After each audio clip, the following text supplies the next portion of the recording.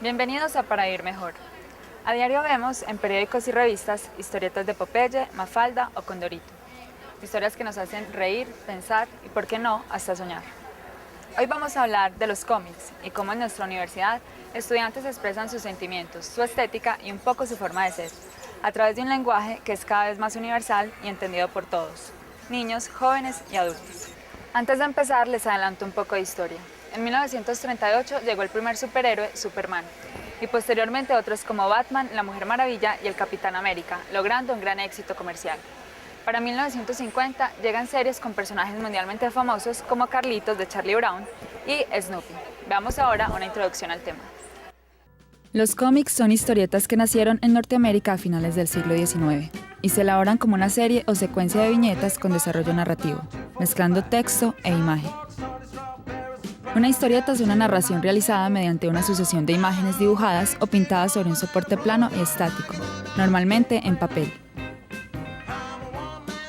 Se considera que Norteamérica es la cuna del cómics, pues allí se inició su publicación en forma masiva en los periódicos y también se empezaron a publicar los comic books, revistas de cómics.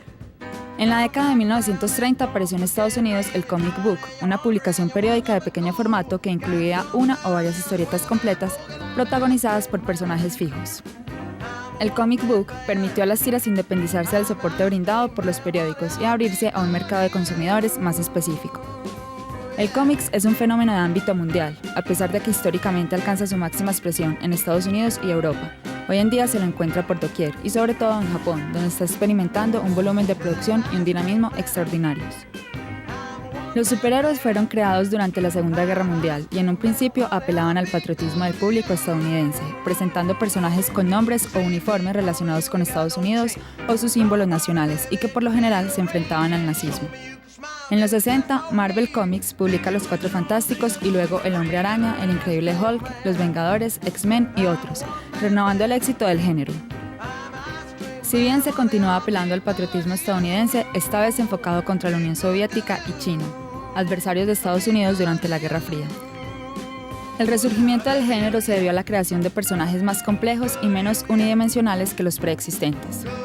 En las primeras décadas del siglo XIX, el principal centro mundial de producción e innovación en el campo del cómics fueron los Estados Unidos.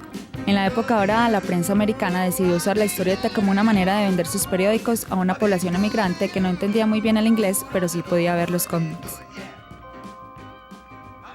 En los últimos años, con el desarrollo de las posibilidades de Internet y la generalización de la banda ancha, ha aparecido otro fenómeno en el mundo del cómics, los webcomics. Concebidas como historietas cortas, de muy pocas viñetas, casi como si fueran un chiste gráfico, pero guardando relación unas con otras a través de los personajes. Este nuevo formato está en la actualidad dando a conocer a ilustradores de tiempo libre que de otra forma jamás habrían llegado a publicar. Ahora el conversatorio central a cargo de César Humberto Ramírez, contándonos un poco sobre el origen de los cómics. Hola amigos de Para Vivir Mejor. Soy César Ramírez, docente de la Facultad de Comunicación Social en la electiva de Cómics, Medio y Lenguaje Audiovisual. Están con nosotros Rafael París, docente de Facultades de Publicidad aquí en la ciudad, y Ricardo Vélez, mejor conocido como Popocho, docente de la Facultad de Diseño Gráfico de la Universidad Pontificia Bolivariana. El tema que vamos a conocer el día de hoy, del que vamos a tratar el día de hoy, es el cómic como un medio de comunicación y como un arte. Bienvenidos. Para arrancar un poquito con el tema del cómic, vamos a abordar un poquito la parte histórica. Rafael, el cómic comienza con un personaje que se llama el Niño Amarillo. ¿De qué se trata el Niño Amarillo? Bueno, el Niño Amarillo es un punto interesante en el cómic porque, como vos sabés, pues en el cómic vos encontrás lo que es, por un lado, la caricatura, que generalmente es una sola escena, es un dibujo que generalmente es una sola escena y que generalmente conlleva un comentario político, religioso, social. Entonces el Niño Amarillo es como parte caricatura, pero también tiene mucho del lenguaje del cómic, que ya en el cómic vos ya contás una historia, pero basándote en más dibujos, en más viñetas, ¿cierto? Entonces el Niño Amarillo surge justamente como justamente una satirización de muchas de las cosas que se veían en esa época, muchos temas que eran tabú, como los niños de la calle, como la pobreza de pronto en la que se encontraba Estados Unidos. Fue como una forma como de buscarle como el lado amable como a una realidad que era muy cruda, ¿cierto? Incluso se habla mucho que el Niño Amarillo es como, por así decirlo, no solo el primer personaje que llevó el título de un cómic, sino que también es como el padre de tantos personajes que conocemos nosotros, como Daniel el Travieso, e incluso llegando pues como una evolución moderna de lo que sería Bart Simpson, porque las historias de él eran muy cómicas, eran muy las aventuras de lo que él vivía. Él era un inmigrante en Estados Unidos, entonces era como lo que él vivía. Pero realmente yo creo que lo que hace que sea ese punto de partida, es que haya una narración entre distintas viñetas. Ricardo, que es dibujante, nos puede hablar un poquito pues como para que caigamos más en esa diferenciación entre lo que es la caricatura y lo que es el cómic, que muchas personas hablan de caricatura hablando de cómic y viceversa, hablan de cómic hablando de la caricatura. No, pues la principal diferencia es el modo narrativo de la historia. La caricatura simplemente está en un cuadro. El cómic es una secuencia de escenas que cuentan una historia mucho más elaborada. Yo diría que podría referirse al cómic como un intermedio entre lo que sería el dibujo y lo que sería el cine.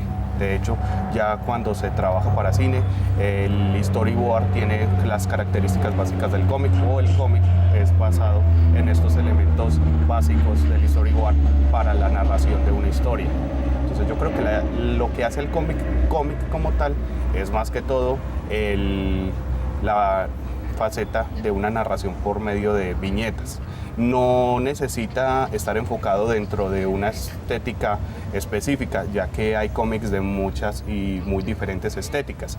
Hay cómics infantiles, hay cómics de acción, hay cómics eróticos, hay cómics de fantasía, hay novela gráfica.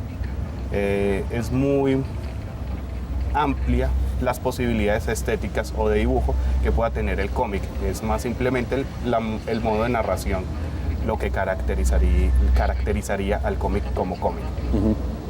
Sí, tanto así pues que como hablamos como tanto de las diferentes historias que nos puede traer un cómic, yo creo que aquí cabe mucho una frase que yo de pronto defiendo mucho, que es una frase de Stan Lee, el creador del Hombre Araña, que dice que el primer cómic de cualquier persona puede ser cualquier cómic, mientras que el primer libro no es cualquier libro, ¿cierto? Hay cómics para cada tipo de público, pero cuando estamos hablando de libros, y yo lo ejemplizo mucho con que uno coge un niño y le pregunta, ¿qué libro estás leyendo? Y si es un niño de 8 años, no le va a decir uno, no, pues estoy leyéndome El péndulo de Foucault, donde me parece muy interesante la aproximación que hace Humberto Eco, ¿cierto? No. Pero usted le pregunta a un niño cuál fue su primer cómic y te dice uno de Batman, uno del Hombre Araña, uno de Archie, de pronto gente que sea un poquito mayor. A cualquier persona usted le pregunta de qué personaje de cómic se acuerda y tiene una referencia. Entonces eso hace que el cómic sea un lenguaje muy universal y que sea referente para muchas cosas narrativas, para muchos productos audiovisuales incluso.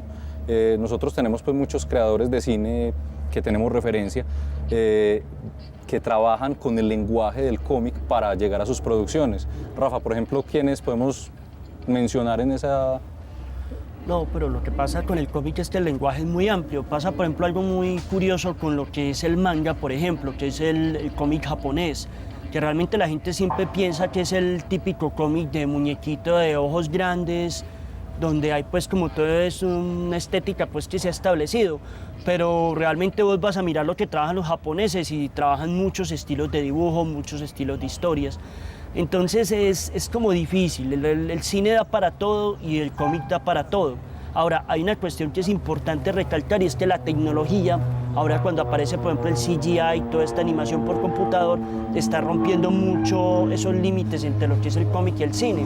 Películas que manejan el CGI de una forma muy grande, como el caso de las películas de la Guerra de las Galaxias, uno llega, por ejemplo, en el caso a decir pues, que uno no sabe si son películas animadas con actores o son películas cómo las tomo realmente, porque lo único que hay muchas veces son solamente los actores como punto de referencia y todo el resto es creado por animación, entonces casi una película animada en un 90%.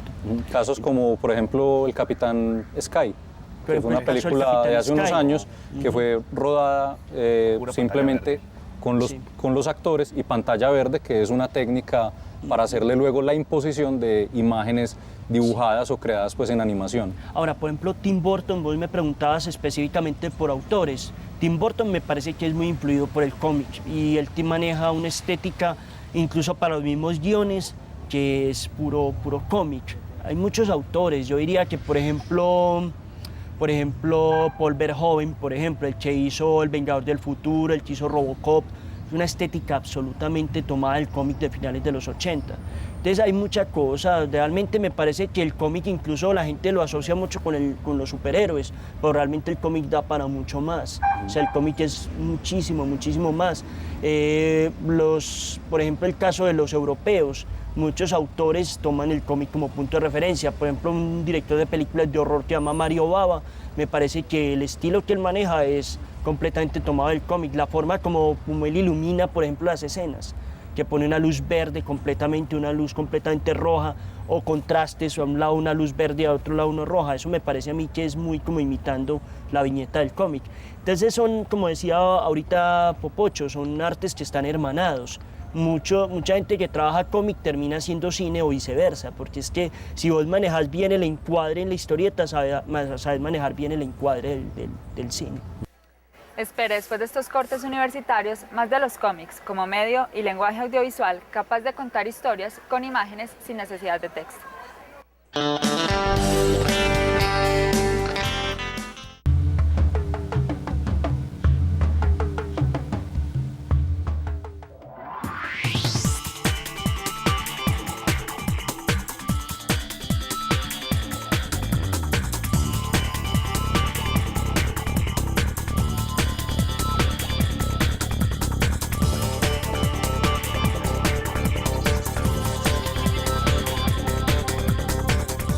Universidad Pontificia Bolivariana. Trabajamos por la transformación social y humana.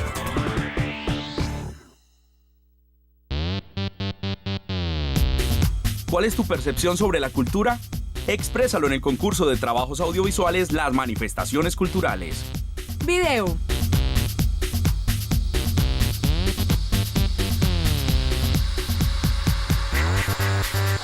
Caricatura.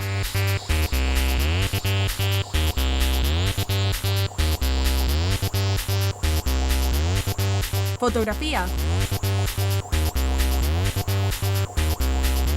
Guión. Radio.